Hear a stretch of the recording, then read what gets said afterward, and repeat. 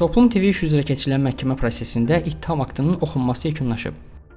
İyunun 23-də Bakı Ağır Cinayətlər Məhkəməsində təqsirləndirilənlər ittiham aktındakı ziddiyyətlərdən danışıb. Proses zamanı çıxış edən İlkin Əmrahov və Ramil Babayevin vəkili Günay İsmailova ittihamın ətraflı izah edilmədiyini qeyd edib.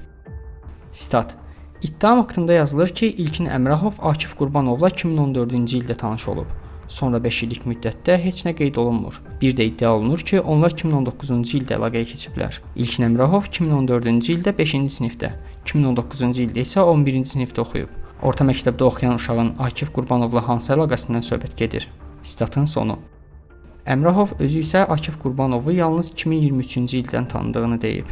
Digər şəxslər də səsləndirilən qaçaqmalçılıq ittihamının izah olunmadığını, nəyin və necə qaçaqmalçılıqla ölkəyə gətirildiyinin aydın olmadığını bildiriblər. Toplum TV-də video redaktor çalışmış Müşfiq Cabbar isə istintaq dövründə onun qaçaqmalçılıq ittihamı barədə sualına müstəntiqlərin qeyri-ciddi cavablarını xatırladıb. Stat: Mən soruşdum ki, nəyi qaçaqmalçılıqla ölkəyə gətirmişəm.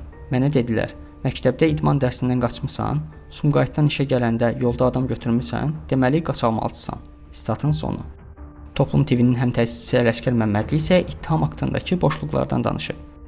Stat: Burada valyuta qaçaqmalçılığından danışılır. Amma deyilmir ki, biz bunu ölkəyə dronla keçirmişik, Kür çayı ilə üzərək keçirmişik, yoxsa necə keçirmişik. Təkcə bu boşluqlara görə cinayət işinə xitam verilməlidir. Statın sonu. Toplum TV işi üzrə ümumilikdə 10 nəfərə cinayət işi açılıb. Onlardan 8-i hazırda həbsdədir. Bu iş üzrə həbs edilənlər öncə qaçaqmalçılıqda ittiham edilsələr də sonradan ittiham ağırlaşdırılıb. Onlar ittihamları rədd edir. Siyasi sifariş əsasında həbs olunduqlarını bildirirlər.